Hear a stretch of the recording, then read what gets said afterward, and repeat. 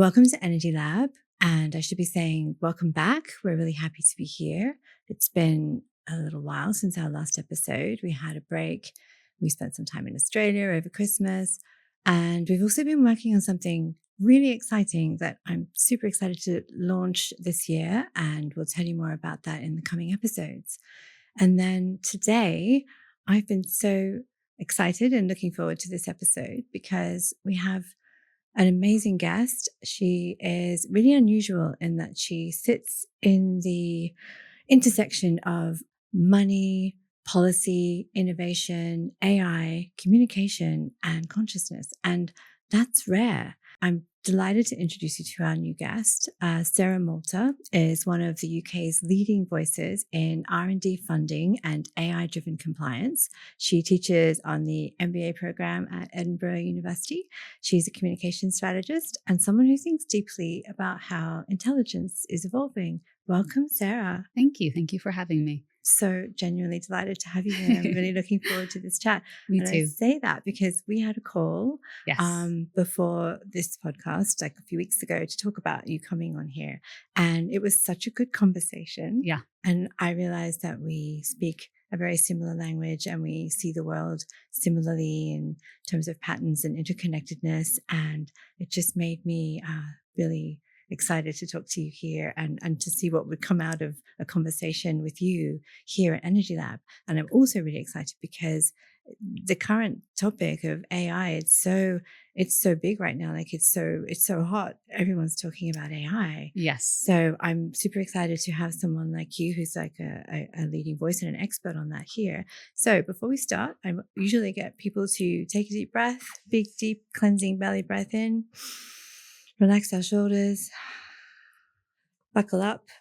Let's dive in. Let's dive in. Amazing. So let's launch with a kind of zoom out question. If you zoom right out on the current world that we're living in, zooming right out, would you say that we are on the cusp of a technological evolution or like a cognitive evolution?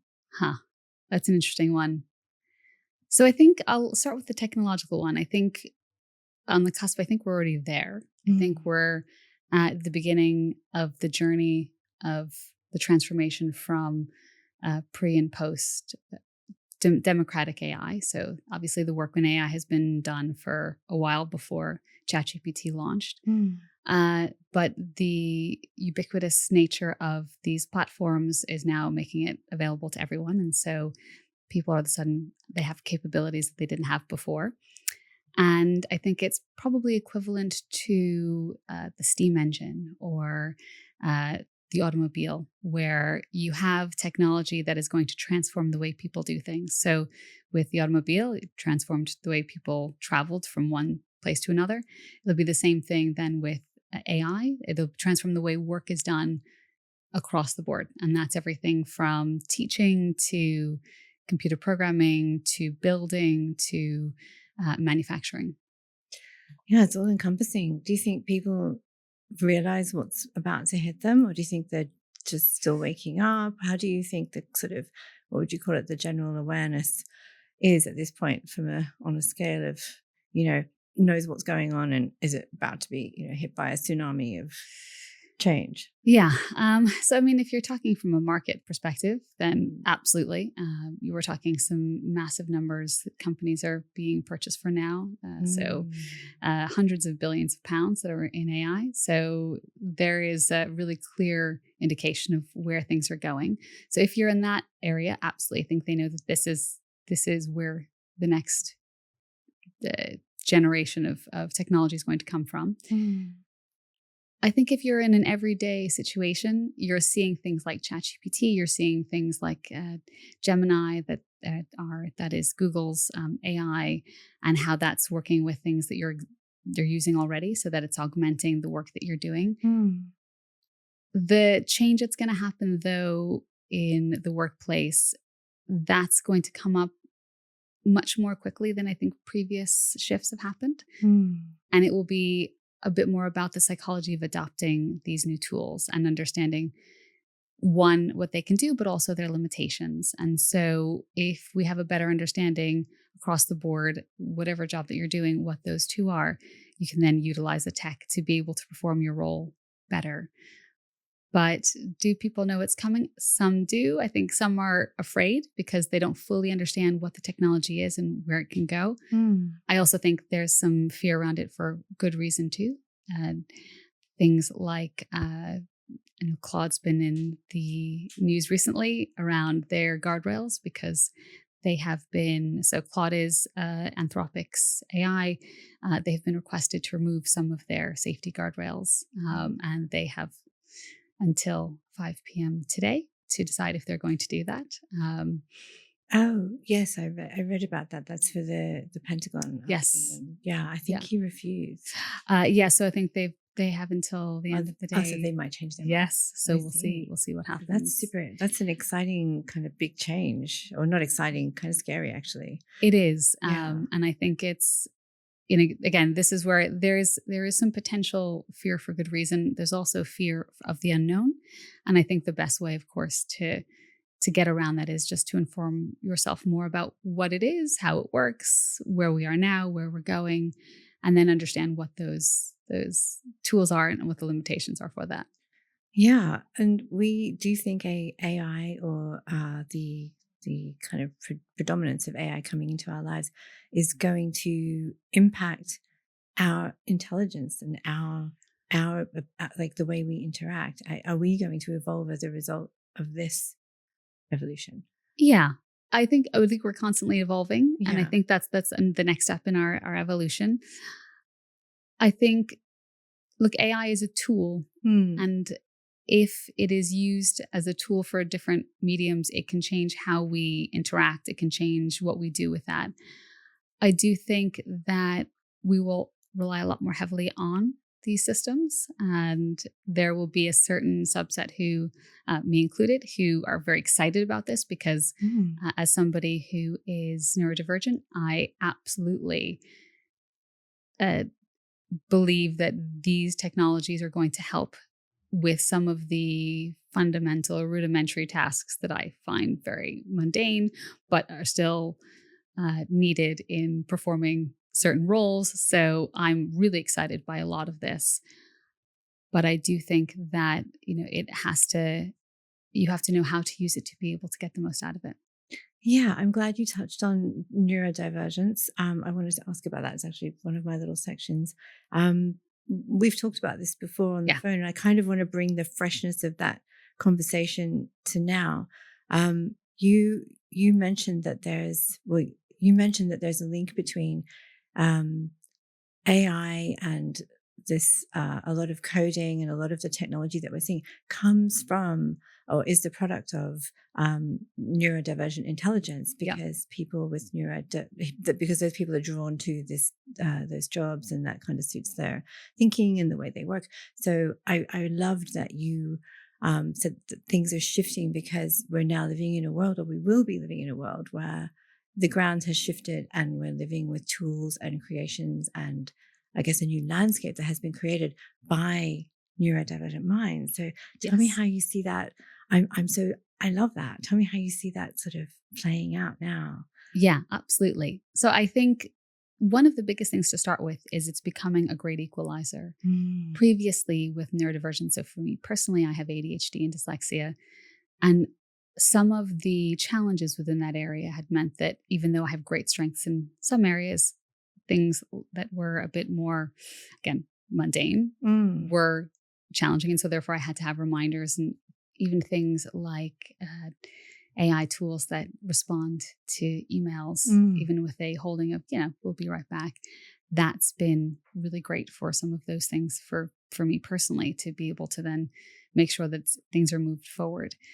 But you're now looking at a landscape where previously the world has been designed by mostly neurotypical minds, and those that had a divergence, whether it's autism, whether it's ADHD, whether it's dyslexia, there was something that they had to have support with to be able to live up to a standard that was created by a neurotypical mind.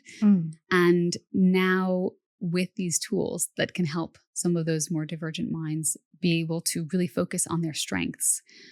Not only is it a level playing field, but I actually feel that once you're allowed to be able to really fully embody those strengths, that will almost surpass the bumbling along, getting through the everyday. So you're sort of unshackling from the busy work, Yes. or the non-stimulating or even the non-interesting aspects of anybody's life, or like, emails, boring stuff. Yes. Yeah, like doing the dishes. It's literally like the housework side of it, isn't it? Oh, Get rid of all of that and yes. just do the upper echelons of the big sky thinking and all of that sort of thing. Yeah. So you see AI as a tool that will sort of unshackle people a little bit. Absolutely. Yeah, I like that. That's and good. For those who are more either big picture thinkers or more analytical, or they have very clear areas of strength, if you can pair that, whether it's digitally or a human, with someone else, that's how people thrive. So you'll see a lot of the tech companies, their senior members, there's at least one, if not most, composed of neurodivergent individuals, because they have a superpower within that divergence to be able to see the world differently. Yeah. Those that can see the world differently are able to change the world. And that's where we're hoping to go. So to be able to unleash that is an incredible gift. So do you, as a teacher, and you're teaching at MBA level, do you notice a difference in the way people process information or absorb information in your courses? Like, can you sort of weigh in on how you find that teaching in the current scenario, like the current landscape for teaching? It's interesting. So most universities now will have guidance around AI and how you can use it. So for instance, if you're using it in papers, you have to just cite where you're using it and how you're using it. I think realistically, students will use AI, even if it's for something like, give me here's the topic that I'm going to work on. Please, can you give me a structure that I can work towards, without necessarily using it to write the paper, but just to be able to get those tools to maybe get them one step further. Yeah. And that's really useful, especially if, a lot of students will sit down and they get the blank page problem of, oh God, where do I start here? Yeah. And so to have something to get them past that and then get them moving. And that's not the same as asking an agent to write your whole paper, or to, laying out a framework is just sort of like, it's reverse prompting. It's getting getting us to be prompted. Prompt your brain to start up. Yeah. And that's where I see this as a tool to be able to use it. We have only so much capacity for decision making. And so quite often, we talked about this, I get home at the end of the day and I'm looking at my fridge and I'm like, I just don't have the capacity to decide what for dinner. So I'm just, so if you can help with those decision fatigues, and be able to lay out something like, here's a structure if you'd like to use this, or here are ways forward. And then you can use your power and your energy on what's important within that. That's where I think these tools are absolutely fantastic. I'm seeing a pattern in how you view it, which is it sort of frees up the base layers so that you don't have to waste energy. Decision fatigue, all of that. It just frees up your mental space. Yeah, loving that. It lightens the mental load. Oh, absolutely. Because I know for myself, whenever I've had to do any papers or anything creative, I loved the art of it. And I loved coming up with fantastic ideas. And then I'd have to sit down and then do the structure. And it was like, the boring bit. Yes. Yeah.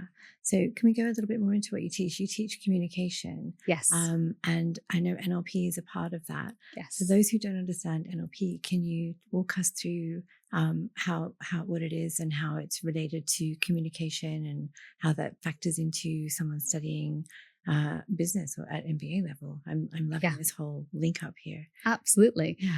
So NLP stands for Neuro-Linguistic Programming. And back in the 70s, back in California, there were two main leads in it, Grinder and Bandler. And they, one, studied the science of communication. And there's a lot of body of works around this. So if anybody wants to look at it, I highly recommend they check out a lot of, those are the two founders, and there's been a whole bunch that have come off it. Robert Dilts is another one that's really useful to have a look at. And it's not just the science of the communication itself, but also a way of thinking, a way of change, a way of understanding our own operating systems and our own internal operating systems, so that if we want to figure out, what does our communication say, and the value of this communication isn't what we perceive it to be, it's what is received by the listener. So understanding who that listener is, who that their audience is, how they think, how they feel, understanding what language means to them. So an example is if I say, think of a green door, you'll have an image in your head of a green door. It may not be the same image as my image of a green door. So how do I understand what it is that you are perceiving from the language that I'm giving to you? So that's one step. The other is communications, even within oneself. So how do you understand how you as an individual talk to yourself, and how that then affects not only your mood, but your style of communication, and how then you can impact others. So it's a bit of an overview of a lot of stuff, but No, because one's internal dialogue, it's something you don't always often pause to assess or sort of analyze it. It's just there. But to actually then go, oh no, we're going to confront that for a moment.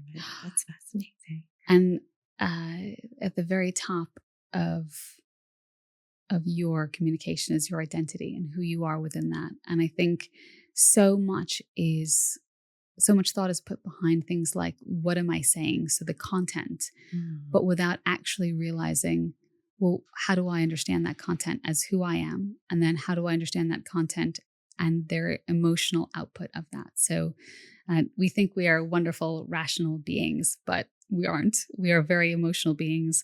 And so understanding the impact of our own emotions, and then the emotions that we're trying to generate in the people that we speak to, it's probably the most valuable point of communication, as opposed to the actual words that we use. How it's landing. Yes. Yeah, how it's landing. That reminds me of something. I think it was Gabor Maté. I'll just digress briefly. It was him or his son. They said, when you have a conversation, there's 4 people in the room. Yeah. There's who you think you are, and who the other person thinks they are. Yes. And then it's who you think the other person is and who they think you are. Yes. And he's like, and that's 4 different people. Yes. And I can't unhear that now that I've heard it. I just think, oh, okay, like it's a lot. It is. And there's a technique when you're looking at an argument with an NLP of, it's like for a second, third, fourth basing, where you sometimes physically sit in first, your position, their position, and then one is an outsider. And then, so you can, you move, you physically move, yes. Sit in there, like be in their shoes, yes. sit in their chair. Yes. Yeah. So you can inhabit their space. Physicality is so important. So it's not just around mental, but how they physically feel within those spaces to get a better understanding. That's deep. So how would you say, I think communication is probably undervalued in business. Yes. I think deeply undervalued. And that brings me on to another question, which was, how do you think language shapes like financial behavior? How do you think that affects things in terms, especially for founders raising money, or the narrative around what they're building with a new idea? Talk me through your views on that. Story is everything, because investors invest in people. They invest in stories. They invest in, again, it comes down to the emotional bit. How do you want them to feel at the end of that pitch? So in terms of language, that's part of it, of course, but it's actually, there's a whole series behind it around what journey are you taking them on? Who are they investing in? They want to feel that they are doing the right thing and that they feel good about this. And whether it is in a philanthropic sense or whether it's in a business sense, obviously they're there to make money, but there's also a highly emotive part of it. So if you can think about that first and what it is that you'd like them to feel, and then shape the story around that, that tends to be a much more effective way of doing it. Yeah, you want them to buy into your story, not Yes. just your vision. But And you. yeah. That's the biggest thing. Yeah. People want to invest in people. Do you think a lot of new startups or founders kind of miss that point? Do you see a lot of that? Tell me the biggest mistakes you see. I'm curious because you're in a good position to have seen. Yeah. You're sort of sitting there observing. You're teaching the new people who are learning it, and then Yeah. you're seeing them at further stages along when they're trying to raise funds. So tell me more about what you're seeing. What do you think people mess up? It's a good question. And I think, first of all, I'd like to start by saying it's really okay to mess up, and that it's really important that people feel comfortable to mess up, especially women feel comfortable to mess up, because I do think there is a pressure to get it right the first time. And without being comfortable in failure, then I think it's really hard to grow. So there's the reason they call it growing pains. So I'll start with saying, first of all, I love failure that leads to growth. And so that's an important thing to talk about. The biggest mistakes I see are focusing on product without understanding the market, focusing on a singular idea that hasn't been necessarily proven in terms of what the value is to the market and where that's going. Not telling the story, not getting that buy-in. I mean, it's no different from a film trailer. You want them to be excited and say, great, tell me more. And sometimes it's very much, here are the numbers, here's this. And it's very flat without having the human element of it. And getting that vision, and the pitches that I've seen that have just gone really well marry the figures. They know exactly where they are, what they're doing, what the market is, how they fit within that, where they want to go. They're clear with their forecasts and their numbers, but they've also really understood that this is a story and it's investor story time. Come and tell us a great story because we want to be part of it. Yeah, I think a lot of people miss that. That's super interesting. I haven't. I've opened 2 businesses and raised money in a much smaller scale than that. So I think I haven't sat in a big room and sort of pitched to VCs or anything like that. I've done much smaller things, but you're right. They are more interested in your personal arc and what lessons you're bringing to what you're doing. Yeah. But also, yes, having failure and messing up, people don't talk about it enough. Yeah.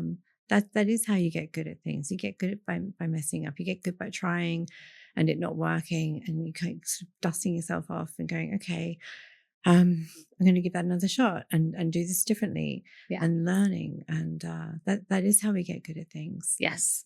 But no one talk, and then they get there, they get the thing, they open the business, and then people sort of stop talking about the sort of 7 failed attempts that precluded that.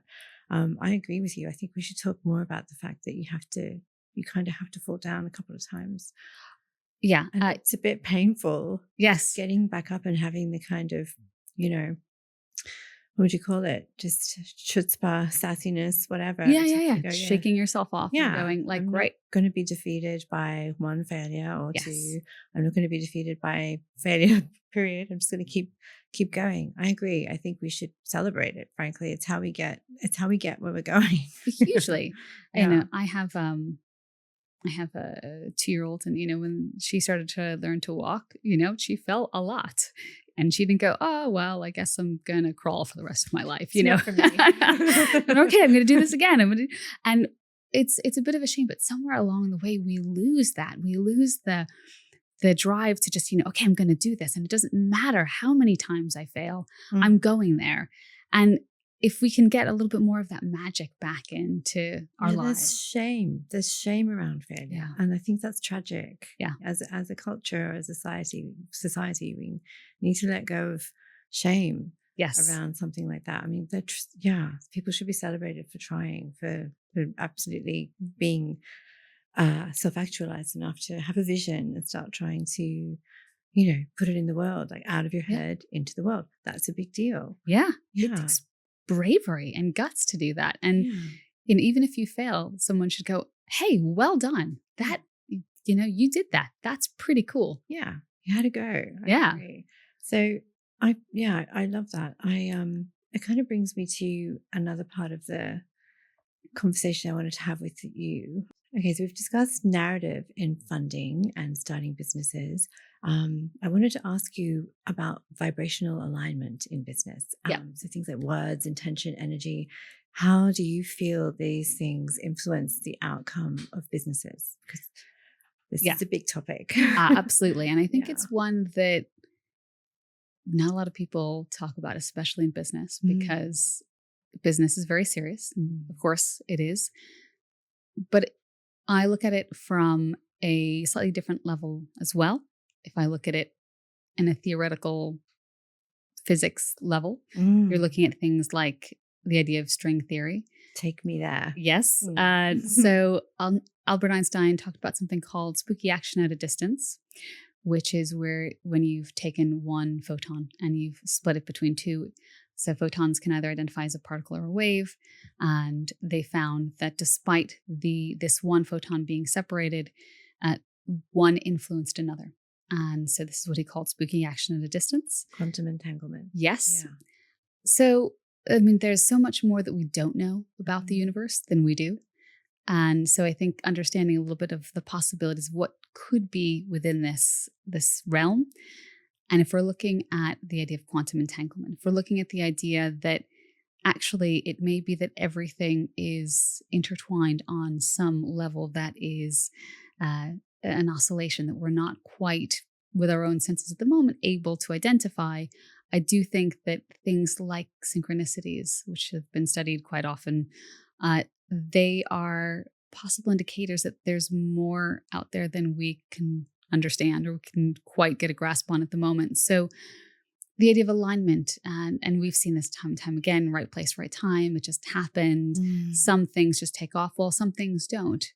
And, you can look at even things like Edison and the light bulb. He just happened to get to the patent office, I think, minutes before somebody else had put a patent in, So there are things within this idea of alignment of where things are and where things are going that I think you have to at least be open to, and you have to go, okay, there's a wonderful author and teacher called Michael Singer who talks quite a lot around this idea of letting go.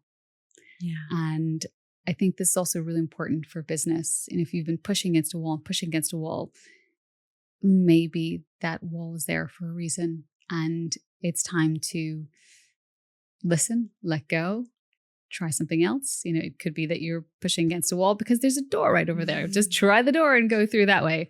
But I think until you realize that actually there is an alignment of where you should be. And I believe that whether it's business, whether it's teaching, we are all here to help and serve each other.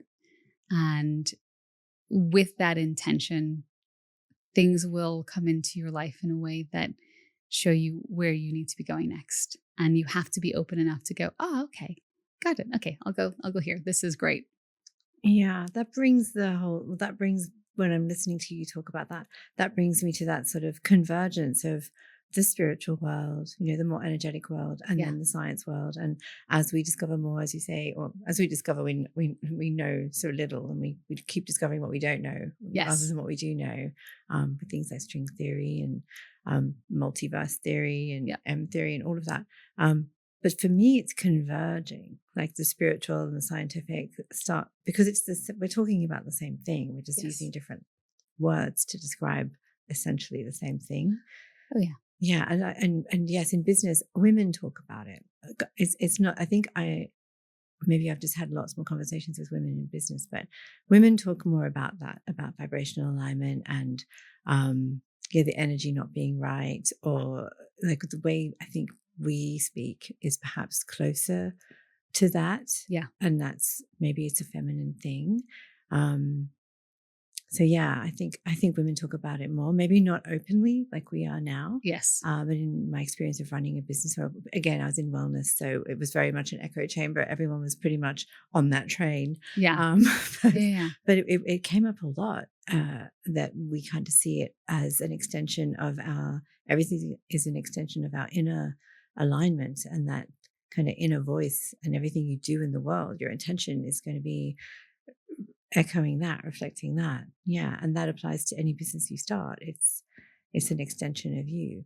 Yeah. Yeah. And, if you've started several businesses, you'll know that sometimes you start a business and it is like pushing that rock up a hill, and you're pushing and you're pushing. And it's because your idea isn't necessarily in alignment with where you should be, with where your energy and time should be, with where the world, and I say the market, what I mean is anyone and everyone out there who is maybe supporting or not that idea.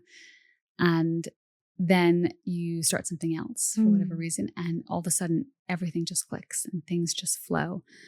So as well as business, before I came into business, I got into NLP through performance. I was doing musical theater. And there is a time when you perform when everything is in place, and all of a sudden this force that is greater than yourself, this openness that just almost takes over. And you, of course, you're saying the lines, singing the song, but there is just a wonderful energy flow that happens. And those are the performances where people go, wow, you were on fire. And you think, yeah, I was there, but I wasn't really there because I was just so in that moment. And the energy was just flowing. And it's the same for business. When you get things right, things just line up, and all of a sudden doors open, and you're meeting people that you're supposed to be meeting, and you're going to the places you're supposed to be going to, and things just go. And I say this, you still have to do the work. So it's not like, you can just vision up and all of a sudden the doors will open. You have to you have to do stuff, and you have to get yourself out there and make sure that you're also doing the work that you need to do. But once you have the alignment of that, the vision and then the work, and you're putting it together, things just they fall into place. It can feel like magic, but I do think it is just the flow of that energy from where you are, what you're doing, and then the market, the universe, whatever you want to call it, it just lines up and you're there. And that's it. That's magic. That is, yeah, I love that. I love that view of things. And I think going back to what you were saying before about AI leveling the playing field a little bit, do you think that will enable more of us, or more sort of aspirational founders or people that want to start businesses? It will enable more people to get to that place where they can free themselves up to get into alignment, because they're not sort of in the sweating it out, doing the really hard, sloggy. No, it is hard. I don't want to take away from the effort that goes into starting something, but sometimes you do really have to sweat blood over like a spreadsheet or a financial forecast or something. And if you can get AI to help you do that and take weeks and weeks of work and do it in a couple of hours, surely that kind of helps you stay in that like high vision alignment, rather than being dragged down to something that you're finding, taxing or that depletes you. Or yes. Although saying that, I will say, and it's one of the things I think is really important within AI. And as we move forward, you still have to understand what those fundamentals are. So yes, there'll be loads of tools that will help you get to different places. But if you don't understand how to read a balance sheet, if you don't understand what specific numbers mean and how you should interpret them, of course you can use AI to help you to aggregate information and to get things together. But that understanding, the root of that, still has to happen. And it is one of the things that personally I worry about as we advance. You still need to learn how to be able to interpret, how to critically think, because over-reliance on information and not questioning those sources, I think that's a dangerous place to be. And teaching how to interpret data and information, that's going to be critical to the next generation, because these tools are going to be used, and they're already being used in schools. They're going to be used from primary school on up. But to be able to understand where these things come from and how they're then put together and why, and questioning, it's going to be so important. So getting the basics right for you in a business sense and understanding what these things are, it's super important. I do think that those tools will help once you know that. You can say, great, can you put together a forecast for the next 6 months? Can you put together this? And then you can sense check it to make sure, obviously, that it's okay. But I do think that it will absolutely free up a creative brain from the slog of those activities. Just going back to your teaching again, are you noticing in your teaching that people or students are more reliant on, I know what you're saying, it helps if they use it as a framework to do their own work, but are you seeing people are you seeing people not absorbing as much information because they're able to generate it without actually having to literally kind of get every word through them? Like, are you finding that people that they're not absorbing information in the same way? Have you noticed that? So when it comes to exams, they're still going to have to make sure that they have the correct answers. So they do have to understand what they do need to know. Yeah. But what I see happening a bit more is the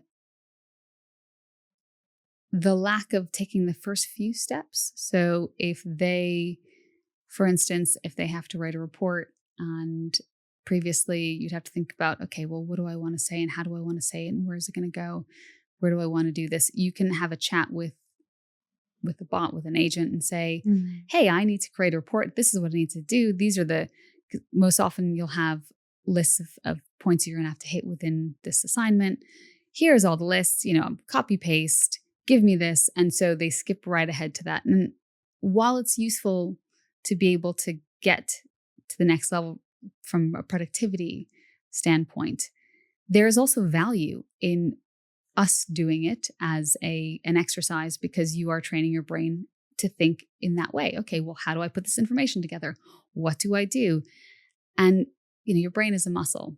So if we stop using it these ways, we will forget how to be able to do that. And to reason it out ourselves. Yes. Yeah. And with AI, the way that the large language models work, there's a database of information.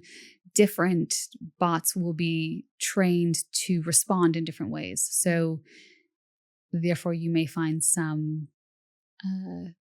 maybe a bit more sycophantic, some a bit more chatty.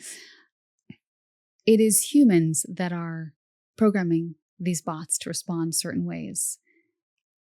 And therefore, if they're giving you that information with those guidelines, they're going to be biasing that information. So unless you can take a step back and go, what is the potential bias here? And how can I use that to make sure that my thinking isn't clouded by that same bias?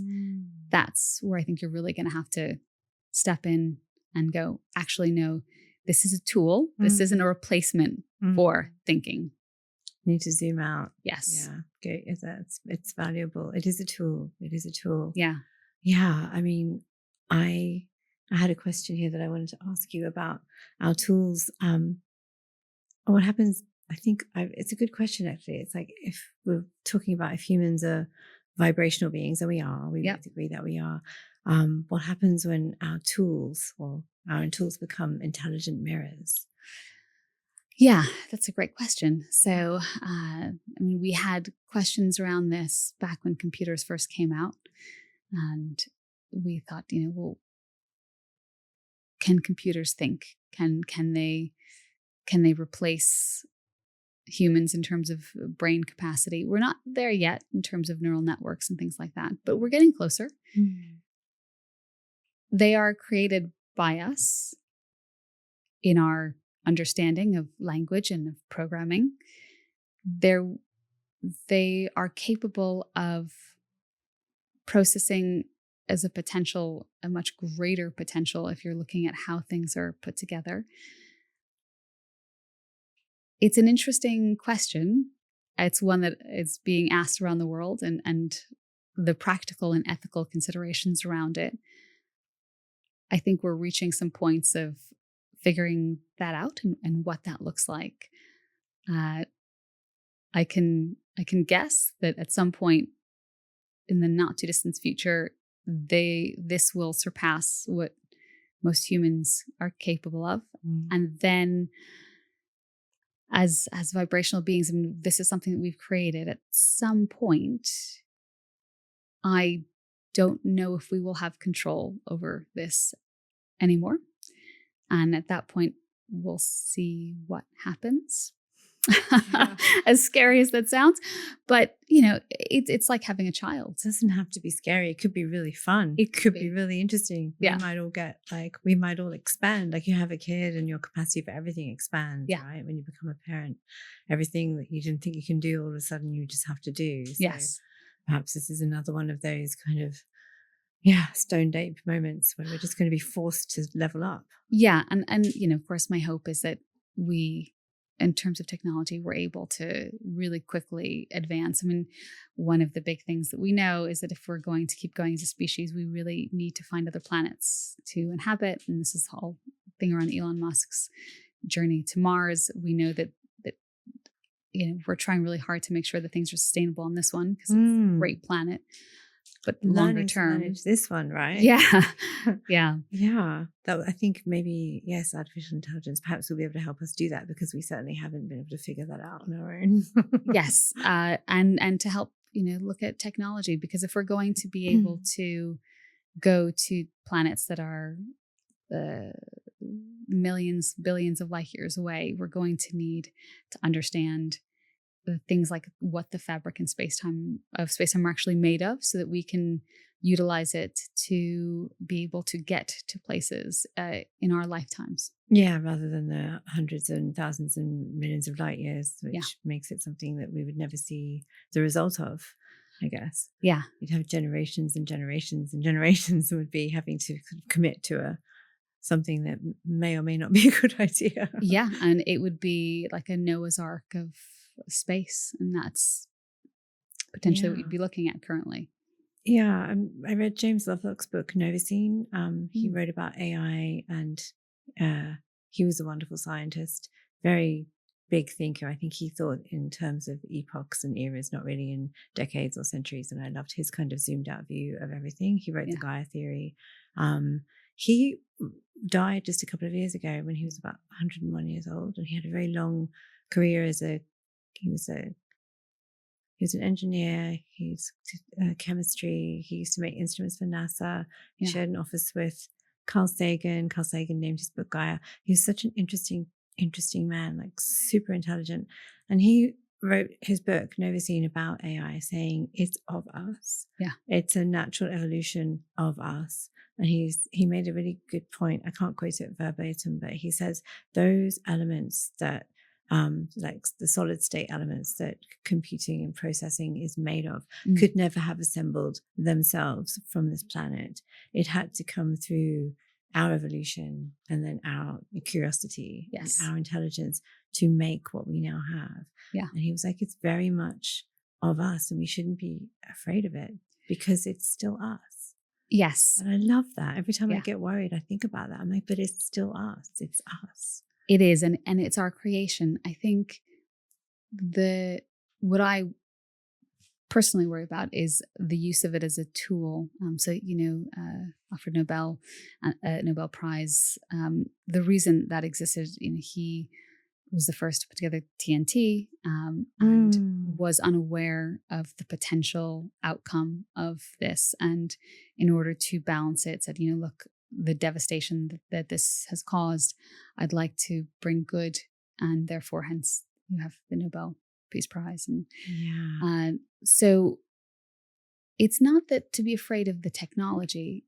I think it's more around how it's going to be used going forward. And so that's my bigger concern with this, as opposed to the technology itself. We have an infinitely more powerful tool. How are we as humanity going to use it? And who are we empowering with it?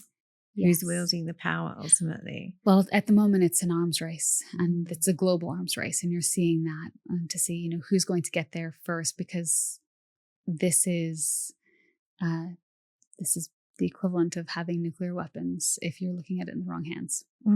It's tragic that something so amazing comes down to who can weaponize it faster, or can legislation even keep up with AI? Not at the moment. And it's one of the problems. Outpacing at the moment. It is. Yeah. How do you see that being resolved? So something's going to have to change.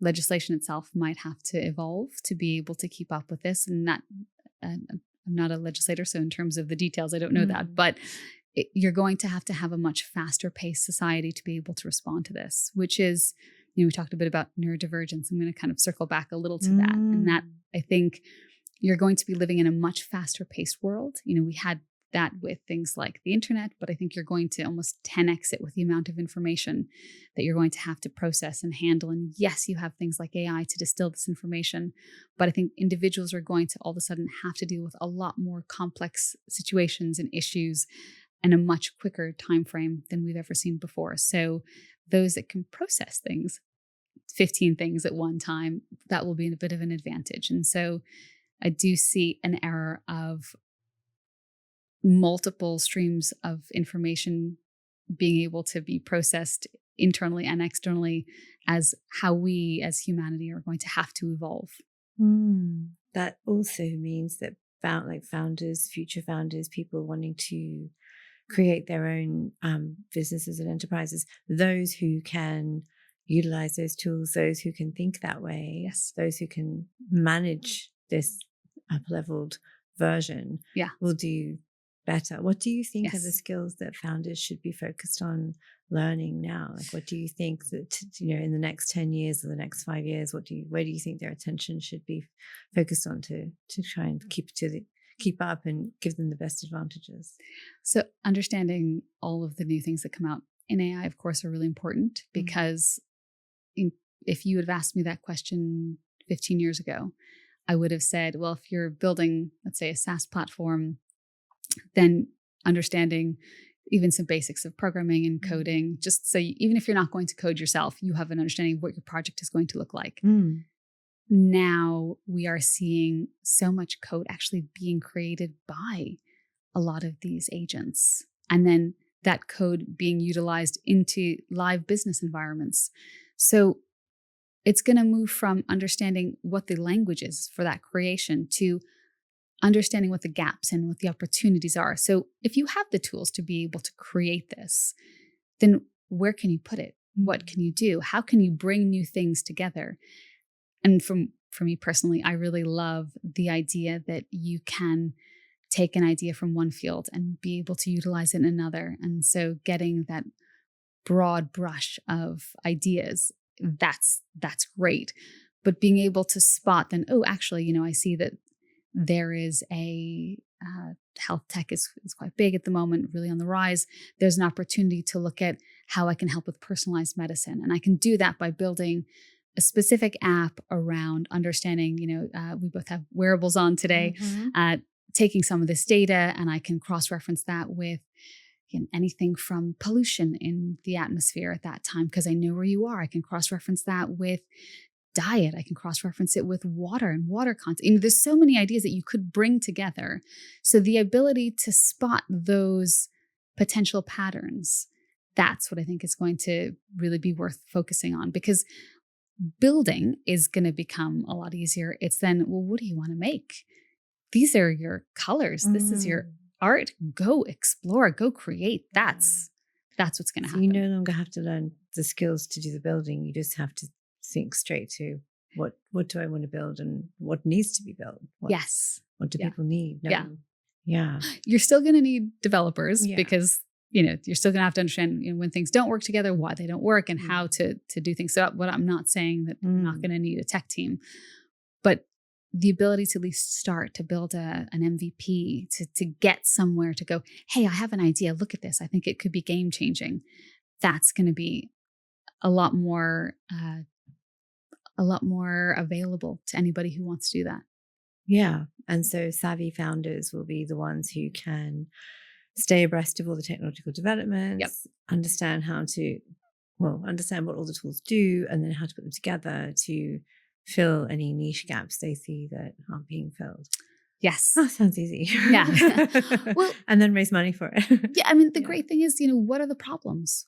What problems exist? What can you do to solve them? Previously, if you had a problem and you wanted to look at being able to create a technology for it, unless you had a background or a team, it's so much harder. But if you're looking at you talk about niche. If you have females that are focusing on, let's say, fertility or certain areas within that, then you can all go, okay, well, what is my problem within this? Okay, this is the problem. Well, how do I solve that?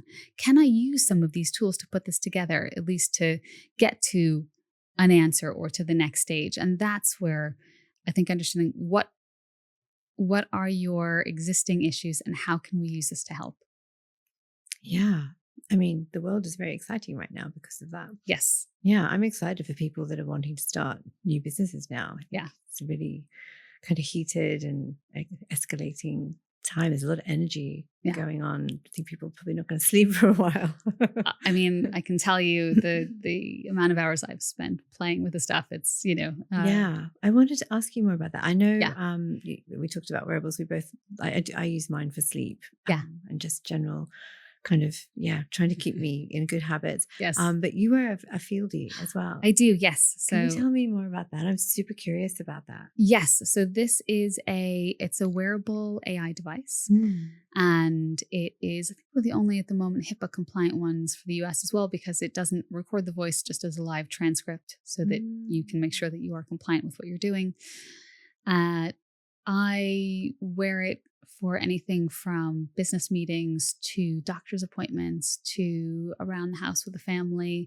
And what's really great about it for me is I can write different agents for different situations. So for instance, if I'm going to a doctor, half the time, I'm staying there listening and chatting, I may not absorb everything that was said. So I can go back and go, please, can you pull out all the salient points and any recommendations that needed to be done? Or if same thing with the business meeting, can you please point out all of the actions that need to be followed on and then when I need to do them by? And so it is like having a bit of a PA around your neck to go, hey, this is the stuff that you need to do, just so you know. And then you can go and action it from there. That sounds amazing. Did you have it. to train it? So instead of train it, you do have to understand. So with a lot of this AI, there are things called agents. So you write prompts to say, in this situation, these are the things that I'd like to get from it. And please, can you pull this out? And you can write different agents for different situations. So I mentioned I have ADHD. My oldest daughter has autism and ADHD. And one of the things that I use the Fieldy for is with autism, sometimes behavioral regulation can be a bit of an issue. And so we try as best as we can to help with that. For instance, she also has something called PDA, which is pervasive demand avoidance. So it means that sometimes if you ask too much, like, hey, put your coat on and your shoes on, and, while you're at it, can you go and throw this in the bin? The demands can be a bit overwhelming. But sometimes, if you've got the school bus in 5 minutes and you got to get out the door, you're like, all right, let's go. And that can occasionally lead to meltdowns. And so one of the techniques that we have worked with is called the ABC method, where you understand what happened before, so the antecedent, understand what the behavior was, so to get there, meltdown, and then the consequence of that. And that framework is set up so that you can help to identify before any of this happens, so that you can think about a different path to be able to avoid these meltdowns, because you want as much as you can to help make sure that that is an easier time for her. Absolutely. Gosh. So one of the things that we've done is we have said, okay, here are the rules of the ABCs, the antecedent, behavior, and consequence. In our day-to-day life, when I'm wearing it, if you spot this pattern, please can you let me know, and then identify what these things were. And then at the end of the day, I can review that. And it was just fascinating because there were even small meltdowns that I had missed that I'd just taken as was because it'd become common day-to-day life. And then when I'd go and review and see what was done before, the realization of, oh, actually, a big one was mornings for us. I am not a big lover of early mornings, but I can easily get ready and get out. And for myself, my daughter needs more time. And what I hadn't realized was actually by getting her up 15 minutes earlier, it made all of the difference. She didn't feel rushed. Yes. She felt like she had the time she needed. Yes. Wow. And so those demands weren't as high because all of a sudden, if she wanted to color while she ate her Rice Krispies, she could go and do that. And that was fine. And that gave her that time and space. And that was a huge transformation in the mornings. And had I not known that that was happening because I didn't have that awareness at the time, then it might not have led to a change in behavior. And so that's been a big thing. So it transcribes everything that's being said around you. So you can pull to-do lists, you can review doctor's appointments where you haven't listened or haven't been able to remember everything they've said, which happens to me every time I go to the doctor. Yep. I never remember anything. Yeah. You can do like all meetings and phone calls that can take the points out from that. It sounds amazing. Like I'm just, my brain's whirring and thinking how useful that is. It's like a memory, like a second memory, like a second brain. Absolutely. Working away. Yeah. Wow. And it even does really lovely things like it'll summarize parts of your day. So I get like a little summary that goes, you had an afternoon of playing and bath time and they'll pull out the highlights of that day. And it's really lovely to get. So make you grateful for just remind you to be grateful for just life's small joys. Yeah. Yeah. Absolutely. It wasn't all slog today. Yes. Yes. Because sometimes it can feel like that. So absolutely. Yeah. Being a parent and having a job is hard. Yes. Yeah. Especially being with two. So I can imagine. Yes. But it helps to remind you as well that one of the things that I wish we as adults had more of was curiosity, because we lose that so young. And being able to then be around kids, you see them go, but why? But why? But why? And you realize actually taking that step back and being able to look at the world differently, that is critical to understanding and to innovation. And so do you see it differently when you're looking at a transcription or points being pulled out from outside your direct experience? You're re-looking at it. It's like a different view. Absolutely. Oh, that's interesting. Yeah. So it's a little bit like so Rogerian psychotherapy is all about reflection, and that you hold most of the answers to your problems within this, as long as somebody can reflect what you've said back to you.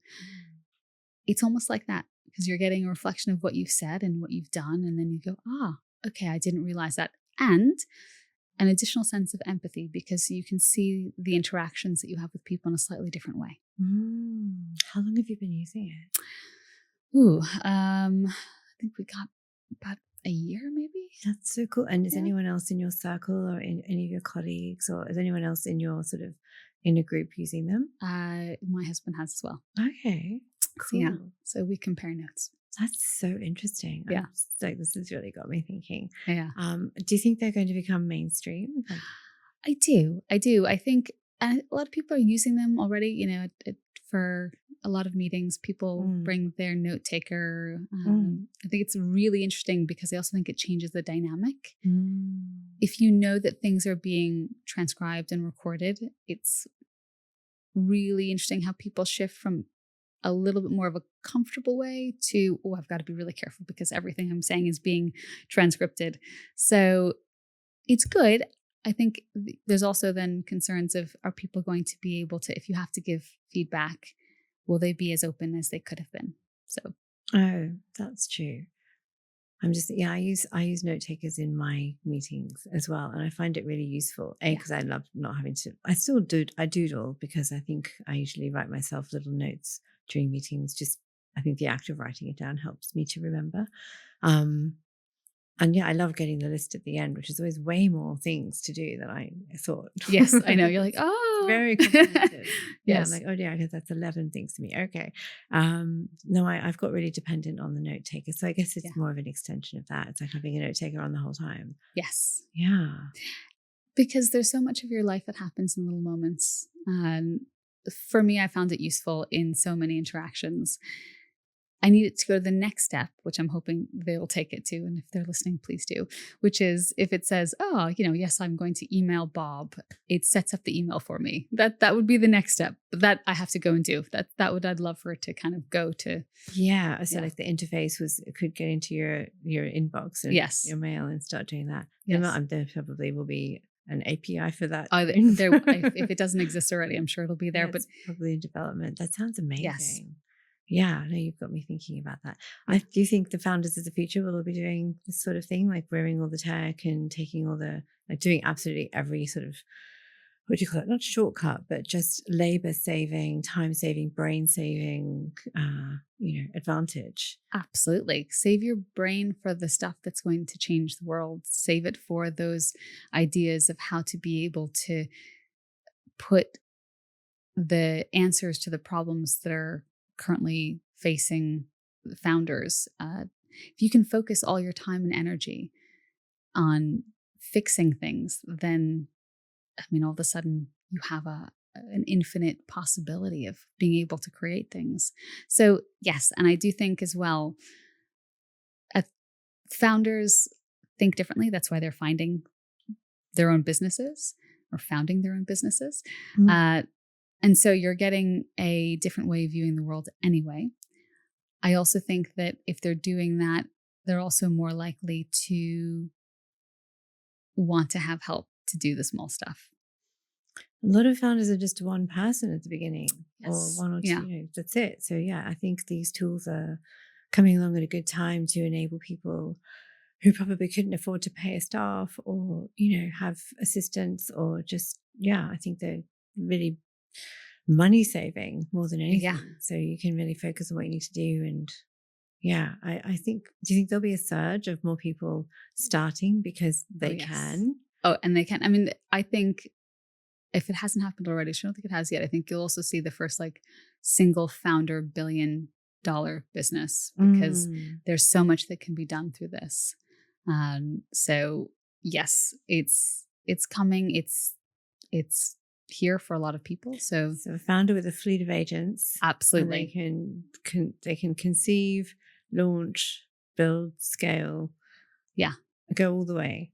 Absolutely.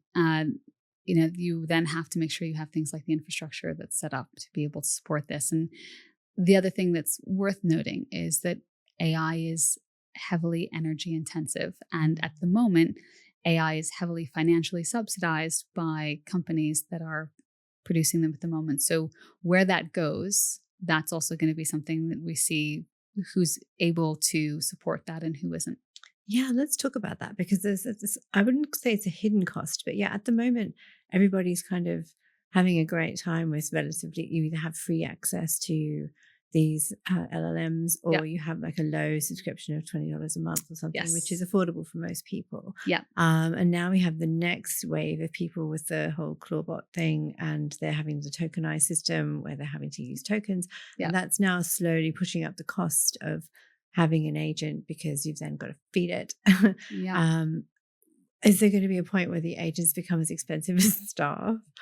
How do you think this kind of wave of financial savings versus consumption and energy consumption, at some point, I feel like it's all going to kind of crumble, or there'll be a sort of watershed moment where where's it going? I feel like it's not going to last like this for very long. What do you see happening? So it's a great question. OpenAI originally started out as a non-for-profit, and I forgot about that actually. Yeah. It didn't last long, did it? No.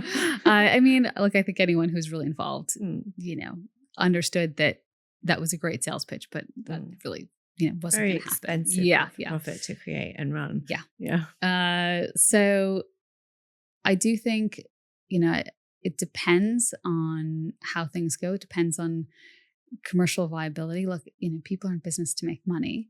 So where that money comes from, how that's used, whether it's through things like advertising, whether that's through, traditionally you had SEO. So with marketing online, you were able to understand how the algorithms ranked different pages.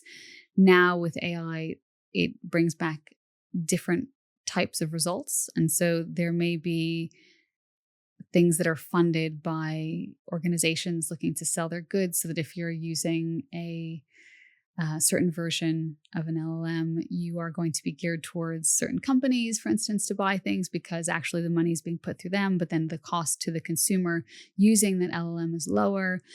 It depends on how this pans out on a bigger... Like hidden Yeah, advertising, so manipulation in the background that you don't really see. Yes. So, for instance, if you said, I need a pair of red shoes, size 5, and it came up with 3 choices, and all 3 were Nike or Reebok or whoever it was, it may be that actually part of the cost is being subsidized by advertisement in the back end, but that you don't necessarily get to see that. So it's like the new Google in a way. And see everyone's sponsored ads aren't sponsored visibly. Yeah, that's interesting. Yeah.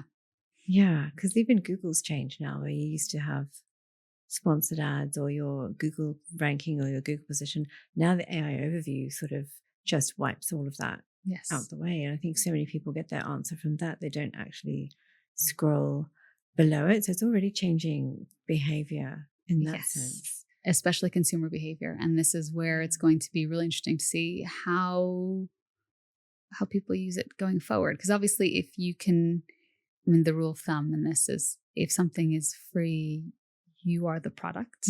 So therefore they're selling to you. So they're selling access to you. So similarly with AI, if you are using it for fairly low cost at some point, obviously they're wanting to make sure that you use it heavily now. So there are big losses from these companies. But at some point, when that all levels out, it may be that actually the cheaper or freer version of this is subsidized by things like advertisements.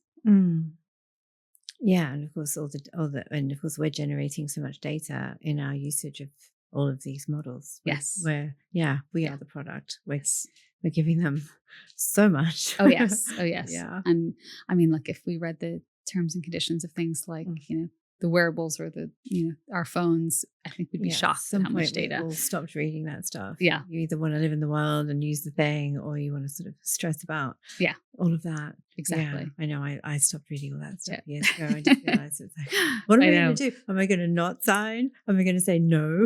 And there's no alternative. No, exactly. You have no choice. Yeah. No, it's kind of, I try not to think about that too much. We're all in the same boat anyway, unless we're living off grid and missing this whole thing. Somewhere with solar panels and, I don't know, fire or something. Yeah. Yeah. Exactly. So, yeah. No, we're all in the same boat. That's true. It's so fascinating. So, so going back to just the overview, because I know you sit across so many, you sit across so many, what are we saying? Like, energies, really. Yeah. Like, as I said, finance, AI, communication, consciousness. You're in quite a rare position to be seeing what you're seeing, especially now in this kind of cresting wave. What's your vision?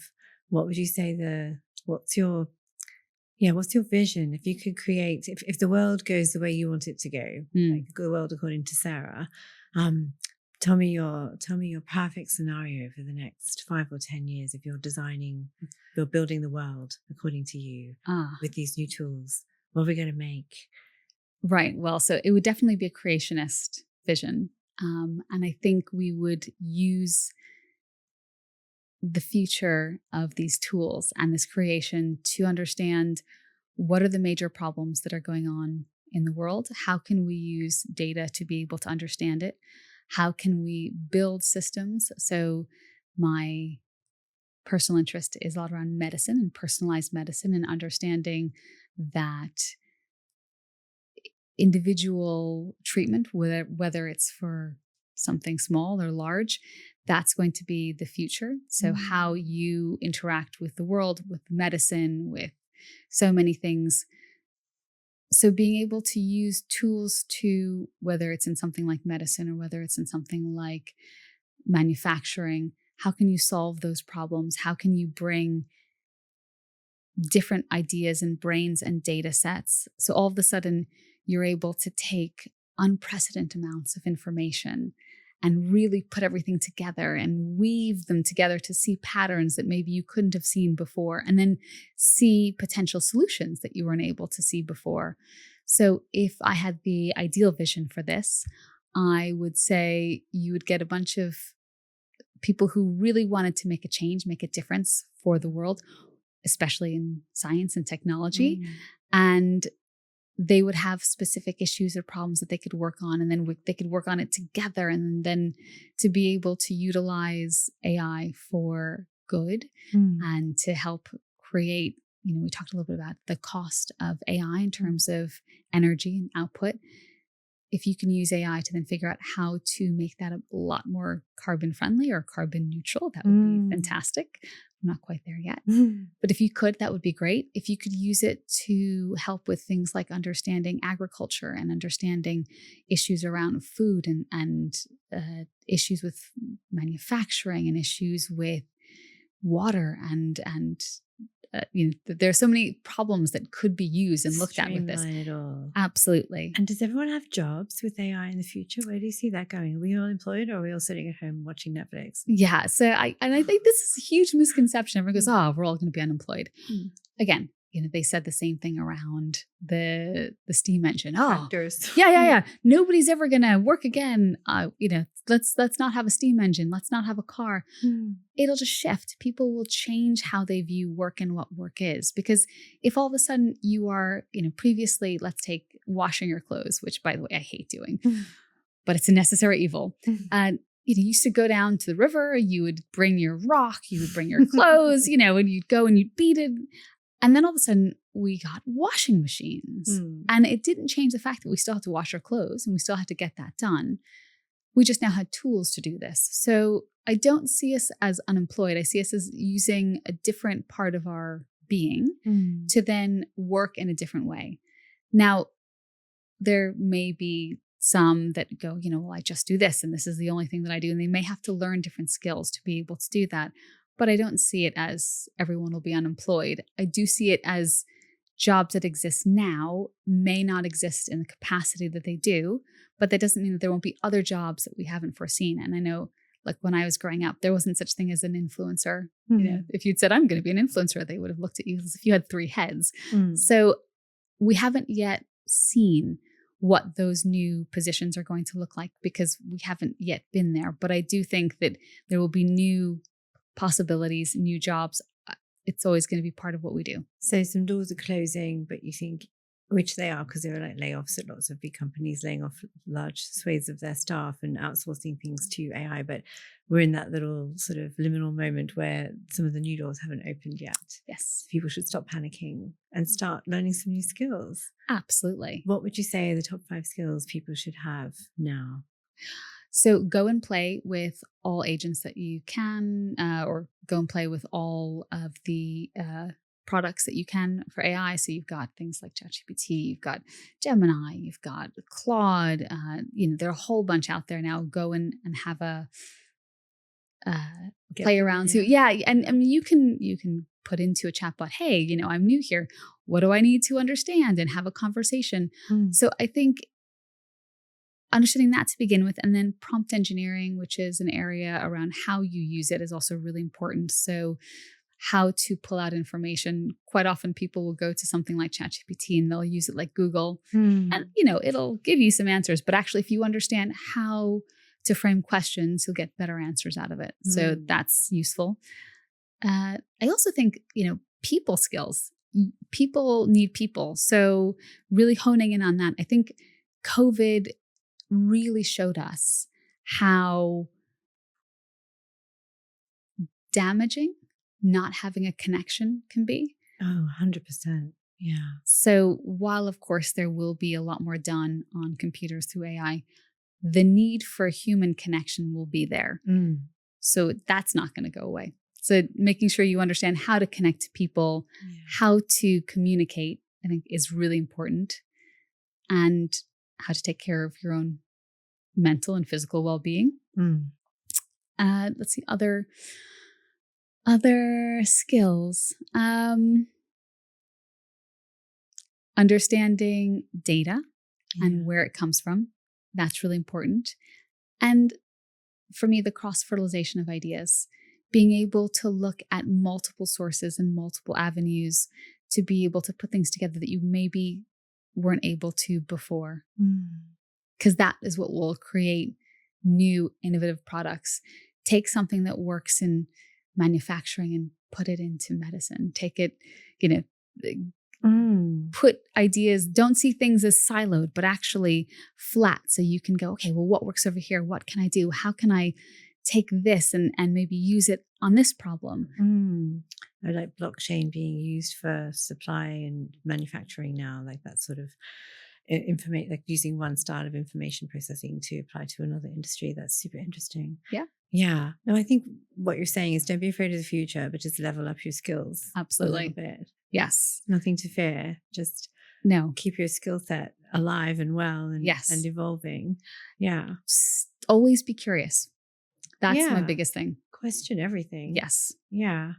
Right. Before we end, and it's been an amazing conversation. I could talk to you for hours, Sarah. This is so interesting. Like I feel like we could go deeper and deeper into the levels.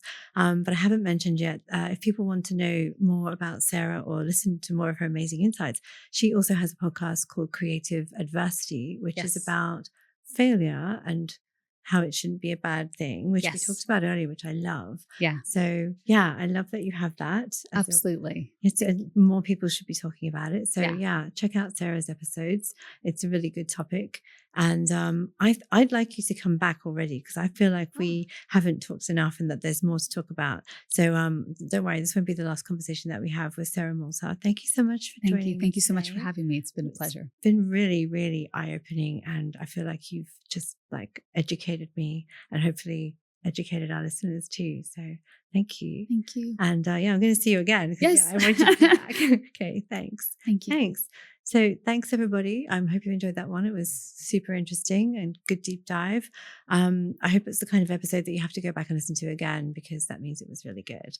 And we'll see you next time. Thank you very much. Ciao.